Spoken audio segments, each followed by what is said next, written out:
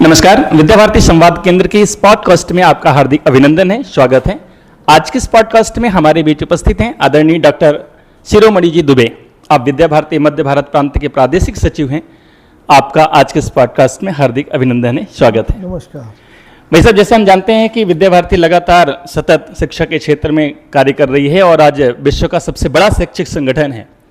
विद्या भारती मध्य भारत प्रांत में लगातार इसको लेकर विभिन्न प्रकार के कार्यक्रम होते रहते हैं। इस बार एक नई चीज़ देखने में आ रही है, विद्या भारती परिचय वर्ग, जो भोपाल और ग्वालियर 2 संभागों में आयोजित किए जा रहे हैं। इसके बारे में आपका क्या विचार है, बताइए। वास्तव में विषय बहुत प्रासंगिक है और इस विषय में तो बहुत कुछ कहा जा सकता है, लेकिन जहाँ तक भूमिका का विषय है तो मैं कुछ बातें आप सबके बीच में रखता हूँ।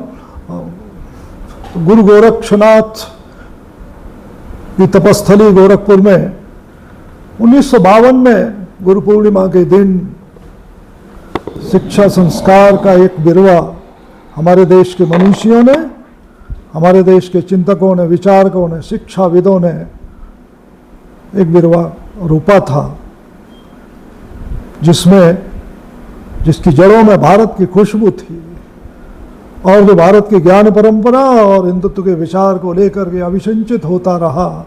और आज 73 वर्षों के बाद कच्छ काठियावाड़ से लेकर के कामरूप तक और ऊंचे हिमालय से लेकर के और गहरे सागर तक और यहाँ तक कि लेह लद्दाख में चीन की सीमा से सटे हुए तवांग की तलहटी तक, जहाँ तक सूरज की तपन महसूस की जाती है, वहाँ तक विद्या भारती की गतिविधियाँ, विद्या भारती के विद्यालय संचालित होते हैं।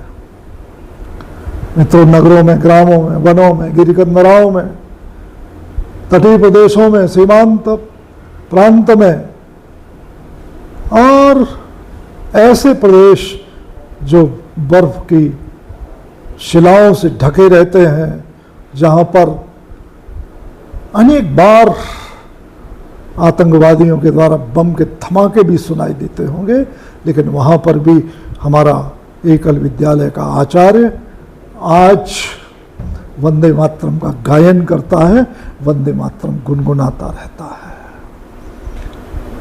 आज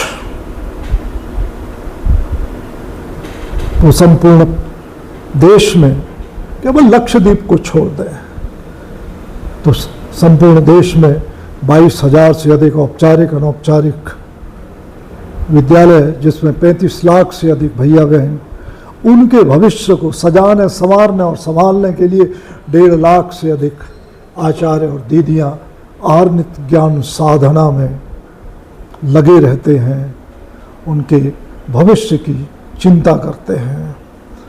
और इसी का परिणाम है कि 7 दशक के इस कालखंड में आज विद्या भारती केवल देश का नहीं तो संपूर्ण दुनिया का शिक्षा के क्षेत्र में, संस्कृति के क्षेत्र में काम करने वाला असरकारी ऐसा संगठन, सबसे बड़ा संगठन, विस्तृत संगठन बन गया है। हाँ, एक बात ध्यान में आती है कि विद्या भारती के गर्भकाल से लेकर के आज तक हमें आलोचनाओं का शिकार होना पड़ा। विद्या भारती को मिटाने के लिए, विद्या भारती को मटियामेट करने के लिए भी सरकारी स्तर पर, असरकारी स्तर पर निरंतर प्रयत्न होते रहे, लेकिन हमारे हजारों कार्यकर्ताओं की उसकी साधना से, भले ही हमारे पास साधन कम होंगे, लेकिन साधना के उस तपस्या के कारण आज विद्या भारती संपूर्ण दुनिया का सबसे बड़ा शैक्षिक संगठन बन गया है। कभी थे अकेले, हुए आज इतने, नहीं तब डरे तो भला डरेंगे। विरोधों के सागर में चट्टानें हम जो टकराएंगे, मौत अपनी मरेंगे। लिया हाथ में ध्वज कभी ना झुकेगा, कदम बढ़ रहा है कभी ना रुकेगा। कि सर पर हमारे वरद हस्त करता, गगन में लहरता है भगवा हमारा, गगन में लहरता है भगवा हमारा। बंधुओं, हमारे भारत की ज्ञान परंपरा में, हमारे भारत के शास्त्रों में कहीं पर भी विद्या भोग करी, विद्या अर्थ करी है, इस प्रकार की अवधारणा कभी नहीं रही। विद्या भारती का मूल मंत्र है सा विद्या या विमुक्तये। विद्या वो है जो बंधनों से मुक्त करती है, अर्थात वो शरीर को आलस्य और प्रमाद से मुक्त करती है, वो प्राणों को असंतुलन से मुक्त करती है, ज्ञानेंद्रियों को असंवेदनशीलता से भी मुक्त करती है, और इससे आगे मन को असद विचारों असंस्कारों से मुक्त करती है, बुद्धि को अविवेक से मुक्त करती है, और सबसे महत्वपूर्ण यह है कि वो आत्म तत्व को देहाभिमान से मुक्त करती है। इसलिए विद्या भारती का जो मूल मंत्र है सा विद्याया विमुक्तये, सा विद्याया नियुक्तये नहीं है, केवल नौकरी के लिए, नियुक्ति पाने के लिए विद्या भारती का कार्य नहीं चलता है। वास्तव में विद्या भारती एक देशभक्त नागरिक निर्माण के कार्य में लगी हुई है, और इसमें हमें बड़ी सफलता भी मिल रही है। हम मनुष्य हैं, इसलिए मानवता के लिए जीना वास्तव में ये मेरा धर्म है, ये मेरा कर्तव्य भी है, और वास्तव में जीवन की सार्थकता भी है। जो औरों के लिए जीते हैं, सच में वो मानवता के लिए जीते हैं। विवेकानंद जी ने कहा है कि जो औरों के लिए जीते हैं वो सच में जीते हैं, और जो अपने लिए जीते हैं वो केवल वो मृतप्राय हैं। हम देखें तो हमारे कवियों ने भी इस बात को अपने शब्दों में इस प्रकार से रखा है कि जो औरों के लिए जीते हैं उन्हें इंसान कहते हैं, और जो अपने लिए जीते हैं उन्हें तो हैवान कहते हैं, उन्हें तो हैवान कहते हैं। वसुधैव कुटुंबकम के भाव से प्रेरित, विश्व कल्याण के लिए समर्पित, और भारत माता की अभेद्य अखंड अविभाज्य प्रतिमा निर्माण करने के लिए संकल्पित ऐसे देश की युवा पीढ़ी का निर्माण करना वास्तव में यही विद्या भारती का लक्ष्य है, और ये विद्या भारती का उद्देश्य है। गिरिवासी हो, वनवासी हो, सबको जोड़ो, समुदाय बनो, पूरा भारत हो महाकाव्य, उजियारों के अध्याय लिखो, माता की प्रतिमा कर अखंड, तब लिखो और बलिदान लिखो, धरती के कागज पर पौरुष से पूरा हिंदुस्तान लिखो, धरती के कागज पर पौरुष से पूरा हिंदुस्तान लिखो। मित्रों, थोड़ा विषय को और आगे बढ़ाता हूं मैं। विद्या भारती केवल विद्यालय नहीं चलाती है, केवल विद्यालय चलाने के लिए विद्या भारती का उद्भव नहीं हुआ है। इसलिए हम सरस्वती शिशु मंदिरों का संचालन करते हैं। मंदिर अर्थात ऐसा पवित्र स्थान जहां पर हमारा ज्ञान का साधक आचार्य मंदिर के देवता को प्राणवंत करने के लिए पूरे अपने जीवन और जवानी को लगाता है। वास्तव में आप विद्यालयों में पढ़ करके आप विषयों के पारंगत हो सकते हैं, आपको बड़ी सफलता मिल सकती है। हाँ, मैं कहता हूं कि आपको विषय के विशेषज्ञ होने के बाद, परीक्षा में बड़ी कामयाबी हासिल होने के बाद आपको ओहदे, अलंकार, उपाधियां, उपलब्धियां खूब मिल सकती है, प्रशस्तियां आपकी गाई जा सकती हैं, सब कुछ मैं मानता हूं।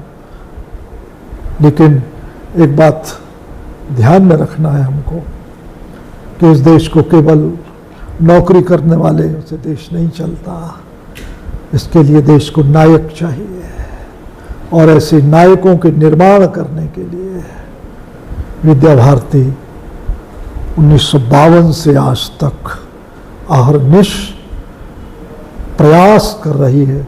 और आज ध्यान में आता है कि लगभग दुनिया के 70 देशों में, आसमान से लेकर के गहरे सागर तक, आज समाज जीवन का कोई ऐसा क्षेत्र नहीं है जहाँ पर विद्या भारती के छात्र भारत माता का तिरंगा, भारत का तिरंगा गगन में नहीं लहराते हैं।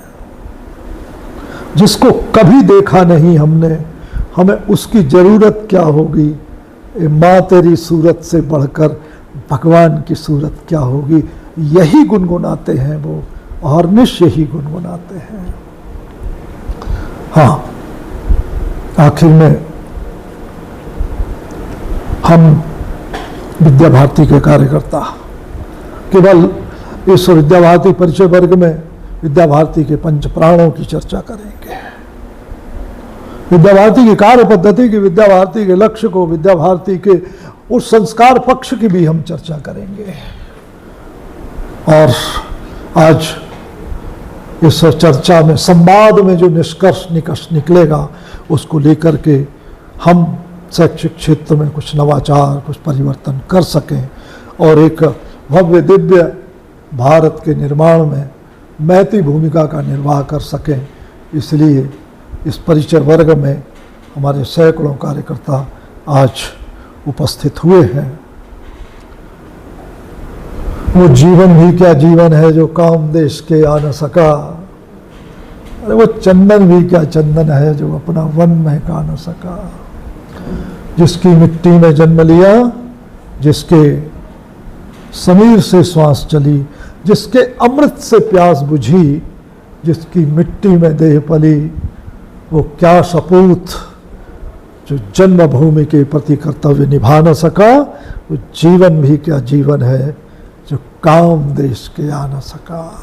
वास्तव में अपने जीवन और जवानी का कतरा कतरा राष्ट्रदेव के, भारत माता के चरणों में अर्पित करने वाली युवानी आज यहाँ पर उपस्थित हुई है। वास्तव में उनसे संवाद करके हमको बहुत आनंद की अनुभूति हो रही है। धन्यवाद। धन्यवाद भाई साहब। आज आपने इस पॉडकास्ट के माध्यम से विद्या भारती का बहुत बृहद स्वरूप हम सबके बीच रखा है। क्योंकि आपकी जो वाणी है वो कवि की वाणी है और थोड़ी साहित्यिक भी है, फिर भी आपने बड़े आसान शब्दों में इसका विस्तृत रूप रखा है। निश्चित तौर पे इसके माध्यम से हमारे श्रोताओं को विद्या भारती के बारे में अधिक जानकारी मिलेगी। आज आपने हमारे लिए समय निकाला, आपके लिए बहुत बहुत धन्यवाद। जय हो। नमस्कार। नमस्कार।